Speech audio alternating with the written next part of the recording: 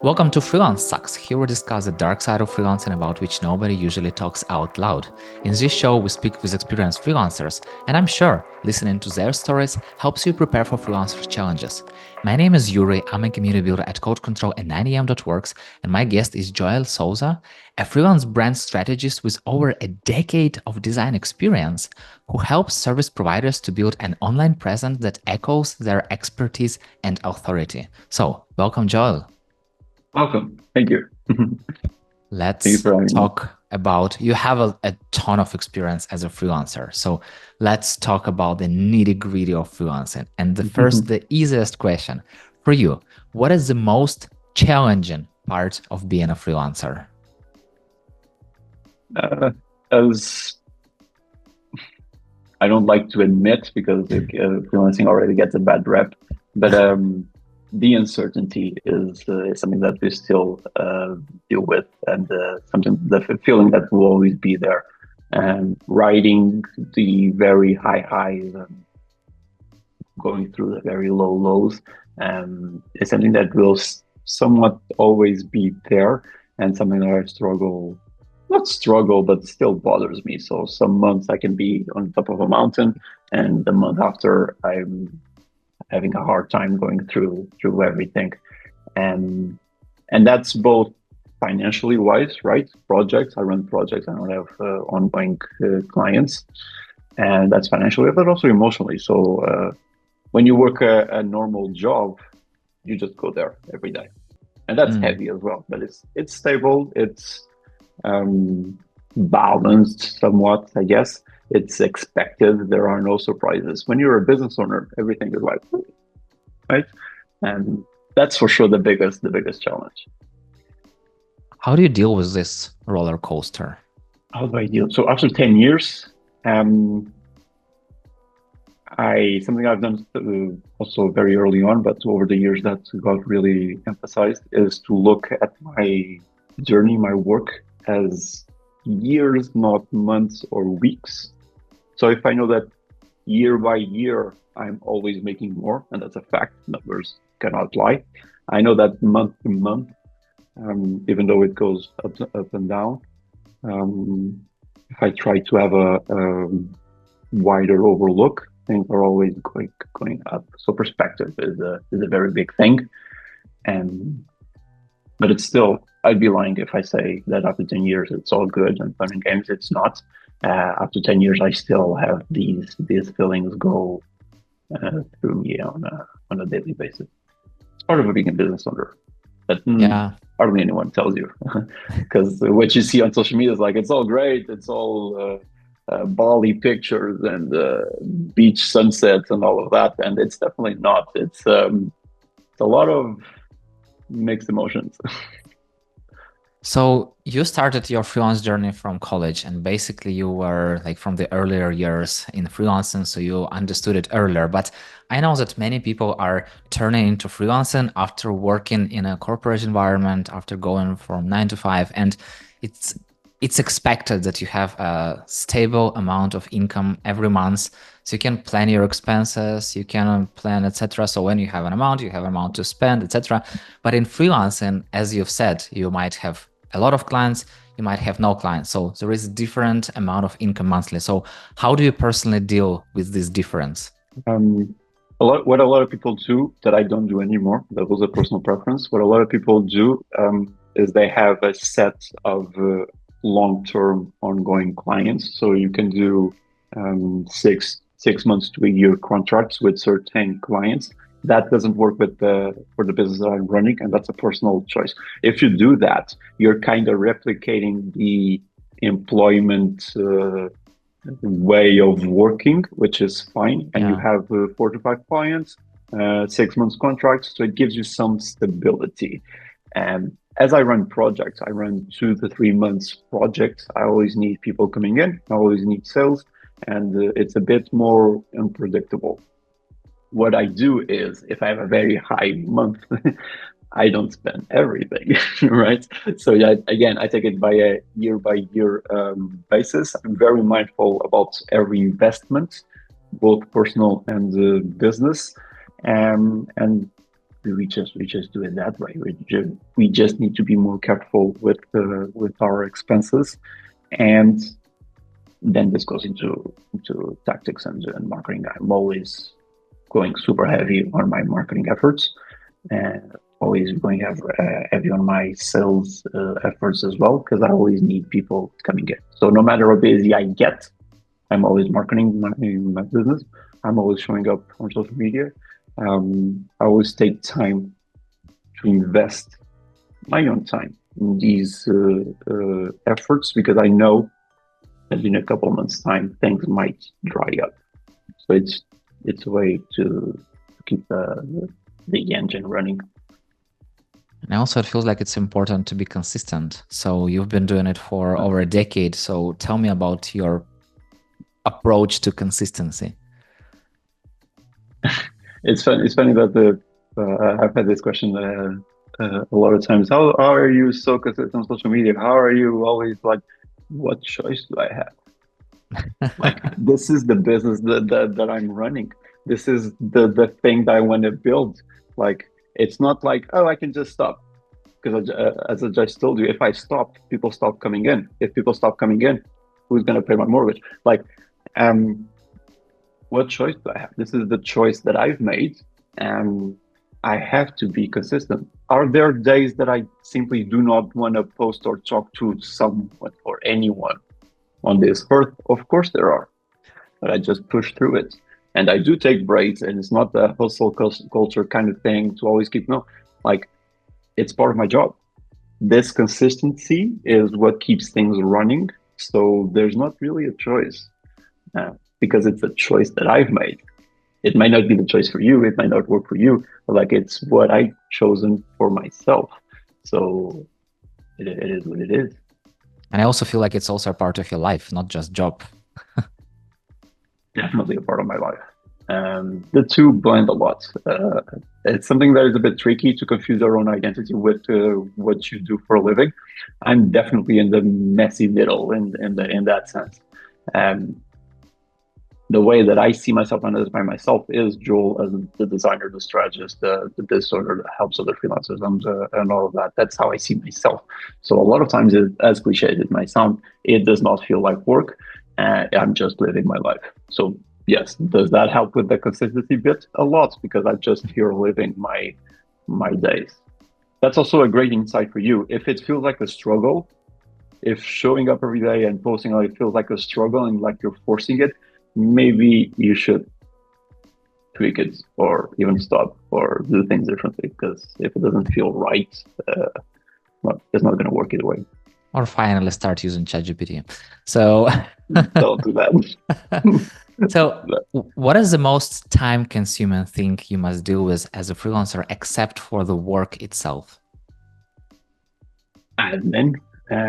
This is, again, something that people don't tell you. Being a freelancer is being a business owner. And being a business owner means that you have to run a business. What does that mean? It means that you'll have to do the work that you want to do, being a designer, being a writer, being a community builder, plus a whole other job that is being a business owner. The way that I do it, and this is something that helped with my consistency, I divide my days into two: mornings, business work, afternoons, client work. 50-50, things go quite well. But it's quite literally two jobs. And you can get VAs, and you can get people to write for you and people to help you with your marketing and all of that. But you still have to manage those people. So it's still part of job one, which is being a business owner. And a lot of people don't tell you that or share that in the right way. Being a freelancer is being a business owner. And if you want things to be sustainable on the long term, you'll have to run things as a business. How do you feel about delegating admin tasks? The first thing I got, this is a very personal question. The first thing I got when I started freelancing, I registered my business on a morning. It was 11 a.m. something back in my own town, registering paperwork. It was still done by hand on an office. It wasn't online, like this was a while ago.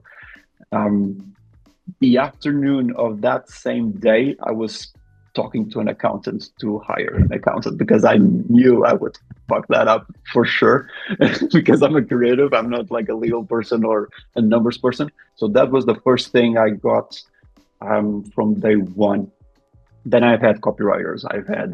I have a marketing person that helps me, and I've been thinking about a VA, but I'm not sure what tasks I want to let go of somewhat because I like things done my way. I know you should train them all that, but it's something I still haven't delved into. I've always hired for client projects. If a client needs something that is out of our expertise, we're two, three people here. Um, I have a wide network of people that I can reach out to, and I hire other people for client projects. Um, a lot of people don't like delegating. A lot of people don't like Mm. hiring out.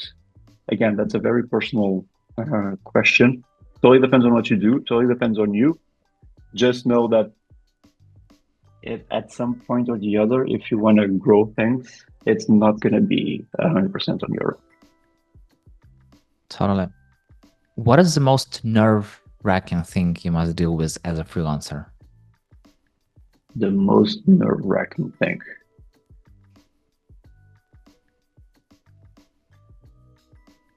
Sales.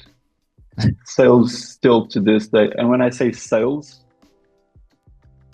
calls, discovery calls, sometimes reaching back to someone who asked you about your services. And I don't do cold outreach. I've never done it. I have a very strong position against cold outreach. If you know me, you've seen me talk about it.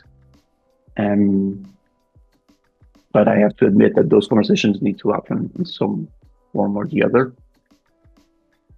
It's still kind of weird and it is nerve wracking, especially when, for example, earlier this year things got a bit slower in our business. I didn't get as many people in as I wanted to attain the yearly goals, and I got a bit nervous.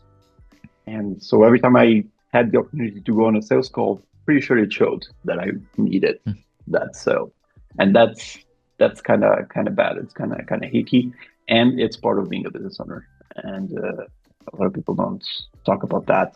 That you need to sell, and there are still a lot of weird feelings in all of us about selling. Definitely So the you, most nerve. you don't do cold sales, so I'm curious what is your sales funnel looks like? I don't do cold outreach, and I'm sure I'm going to get shit for this, but here's the thing. Totally depends on the business you're running. Totally depends on the clients that you want. Of course, what works for me may not work for you. So that's the disclaimer. I don't like cold outreach in any way, shape, or form because it feels icky. It feels like spam. I just don't like it. Every time I get a cold email, and mind you, I get like 2 or 3 a day.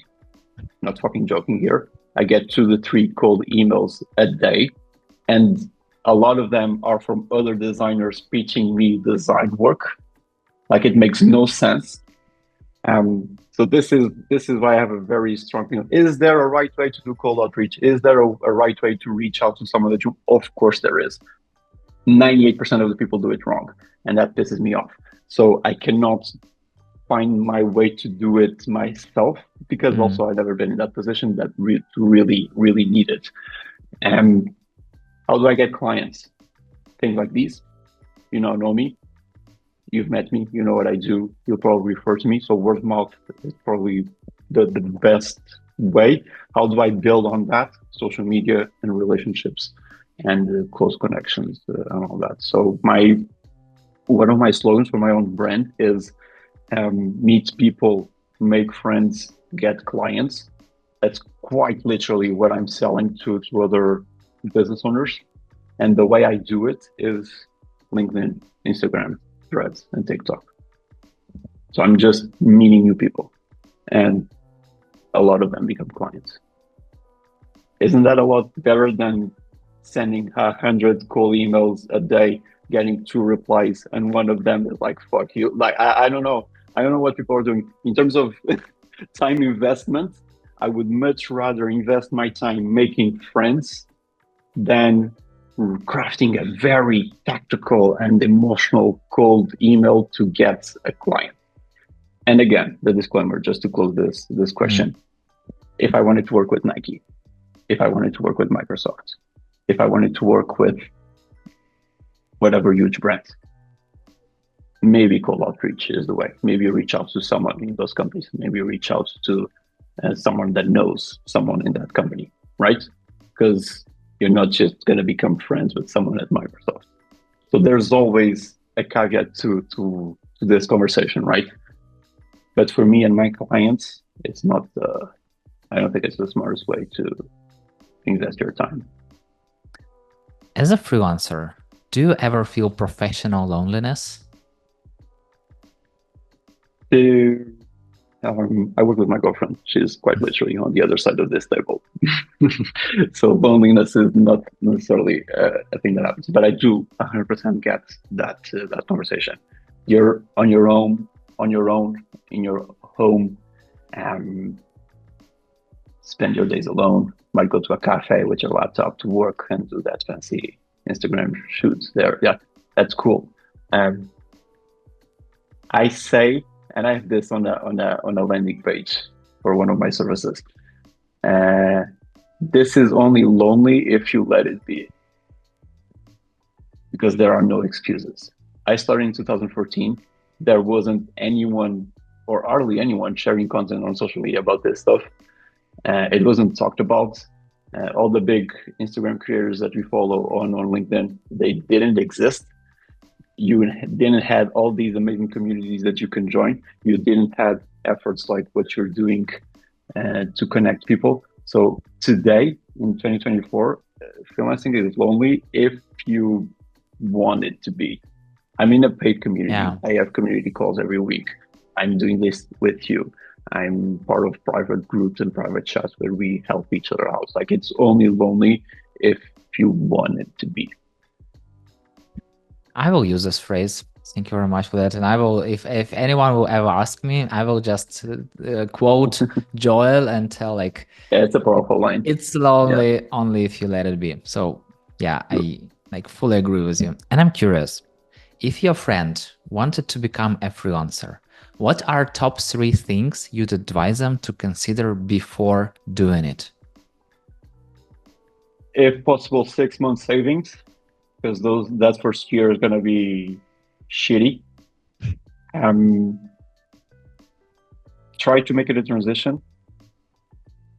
Like a lot of people don't consider this, but most employers are open to it to move you from a full time to a part time because it's easier for them to keep a part time than to find a replacement. A lot of people don't consider that and make it a transition. And accept. I don't want to be a downer, but like accept that the first year is gonna be like hard. Think fewer parties with your friends, fewer dinner parties, fewer more late nights. You're gonna be building something hopefully for the rest of your career. It's gonna take a lot of work and a lot of stress and a lot of hard decisions and a lot of prioritizing things that you might not prioritize in your daily life, but it's worth it. What's on the other side is a life that you actually enjoy on your terms, on your schedule, and that's worth it. The first couple of years of going through this shit that it is setting something up. And I bet totally knowing that and talking to others, that's exactly what can really help you out this way. And it's super important to know that you're not alone on your journey, even though that Definitely not. sometimes you think about this, but definitely not. And Definitely not. I wish to have the sky as a limit, but time is a limit. So the final question, if you were starting freelancing today, what is one thing you would have done differently? One thing I would have done differently. I would have invested more in my business education. when you're starting out as a freelancer, you're a lot of times more worried about the service that you're providing and getting those skills up. And that's important. Keep learning, keep investing in your thing and what you offer. But it's definitely being a business owner. Invest in your business education a lot more, because that's what's going to allow you to then invest back in your trade. Got it. Joel, thank you so much for sharing your experience and for having such an open conversation. Of course. Thank you so much for the opportunity. Thank you so much for listening. If you like the show, hit the like button of 5 stars and share it with your friends. That's it. We're done. See you in the next episode.